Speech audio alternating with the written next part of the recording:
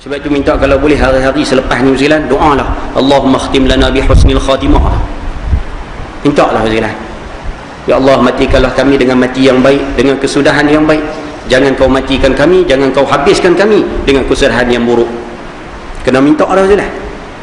Sebab akhir zaman mati ni cukup banyak. Mati fajaah ni, mati mengejut ni cukup ramai. Cuma mati sama ada dalam keadaan baik atau mati dalam keadaan tidak baik. Kalau mati baik, alhamdulillah. Kalau mati tak baik, wal'iyazubillah. Kena dah Ustaz. Faham ke ni Ustaz? No? Tambah yang anjurkan pula Ustaz, orang Islam kita sendiri pula. Ada seorang tak apa cerdik pula, dia kata kita jangan pandang dari sudut negatif. Dia kata jangan tengok program tu dari sudut negatif, dengan arak, dengan dadah apa semua. Cuba tengok dari sudut yang positif. Apa sudut positifnya? Dia kata kedatangan pelancong masuk, dia menjana pendapatan negara. Cerdik ke lah. Dia kata kalau tengok dari sudut negatif, memanglah arak, jadah apa semua, mati apa semua. Dia kata cuba tengok dari sudut positif. Apa positifnya? Menjana pendapatan negara. Pelancong pakak masuk nak ada di konsert. Baiklah. Lepas tu kita minta ambil pengajaran sama-sama sekali. Kita minta bersiap cepat-cepat lah. Sahabat kita hantar mesej sekali. Dia kata ulama-ulama sekarang pesan suruh baca surah Kahfi banyak-banyak sekali.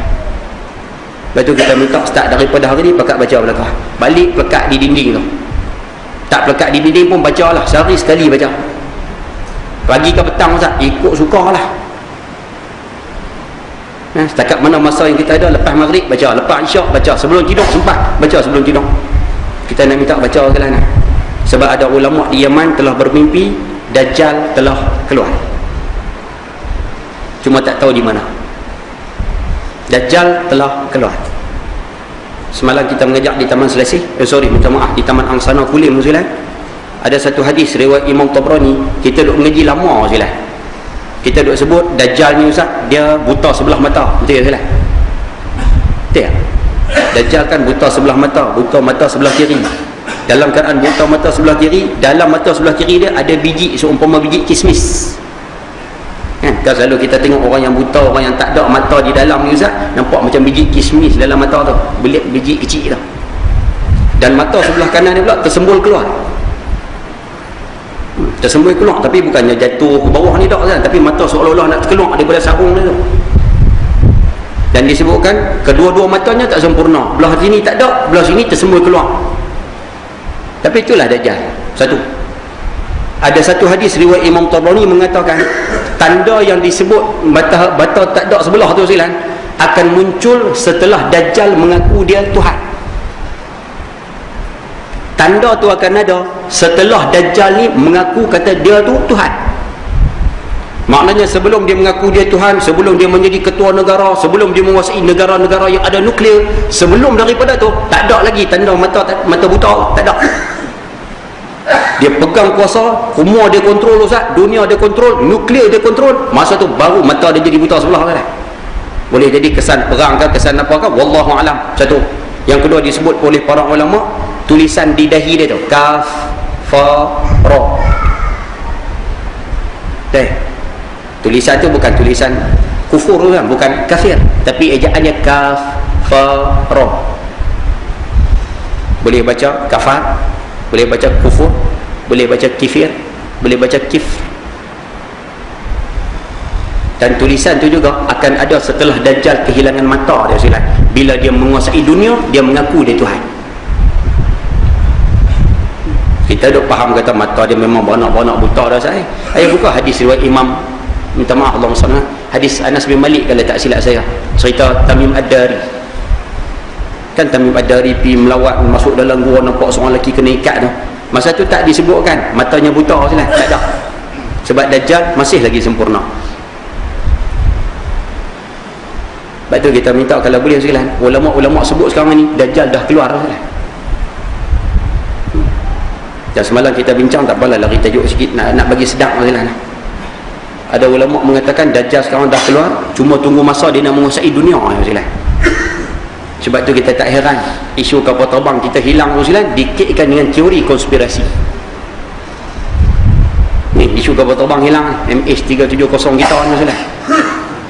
bunyi terhempas, alhamdulillah, bunyi terhempas, kemudian hilang pergi ke Beijing, kemudian kata patah balik, kemudian Ustaz sekarang kata pergi Teluk Andaman, kata berhenti di pangkalan tentera, dengar kata baru ni terlepas pergi sampai ke Ukraine. Macam-macam teori kan. Mana satu betul? Wallahualam. Tapi ada ulama yang faham tentang kaedah ni mengatakan ni juga satu teori konspirasi. Apa tujuan dia Ustaz? Nak bagi dunia bergaduh dan nak menjadikan Israel sebagai kuasa besar dunia. Dan Dajjal bila dia menguasai dunia Allahu Akbar. Sebut sikit ya, kongsi sikit ya. Dia akan turun ke negeri, satu tempat, hadis ni hadis sahih riwayat Imam Muslim. Dia pergi ke satu negeri tersebut, dia ajak puak-puak negeri tu ikut dia, mengaku dia sebagai Tuhan. Kalau puak-puak tu mengaku, dia akan panggil hujan turun. Hujan turun tempat ni, pokok tumbuh tempat ni, kemakmuran dia akan bagi, kesenangan dia bagi, mewah semua dia bagi. Tempat yang dia pergi, dia main kat Sungai Dua contoh ni. Orang Sungai Dua mengaji taduk Dajjal malam ni silang. Jadi kenal, oh Dajjal nak ni, kami tak mau ikut. Pakak bangkang belakang. Dia sebut di sini Dajjal akan pergi, Dajjal akan pergi. Dan ayah sedia maklum, Dajjal bergerak seumpama hujan yang ditiup angin. Ulama-ulama kita bahas lama dah. Dia bukan bergerak naik kapal terbang masalah. Dia bergerak naik jet tempur. Jadi dia boleh bergerak beberapa ribu kilometer dalam tempoh masa yang cukup singkat. Jadi satu dunia dia boleh pergi. Dia pergi ke satu tempat, Sungai Dua semua bangkang dia. Dia balik, dalam hadis sahih riwayat Muslim sebut, esok tempat tersebut akan menjadi tanah yang tandus, translate mudah, jadi padang jarak, padang terkukul. Agak-agak apa Dajjal buat lah. Saya sebut dah tadi, dia naik jet pejuang, dia menguasai nuklear. Agak-agak dia buat apa tempat tu? Bom lah.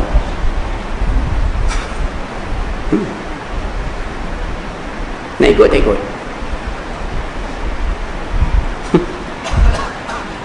Nak ikut tak ikut?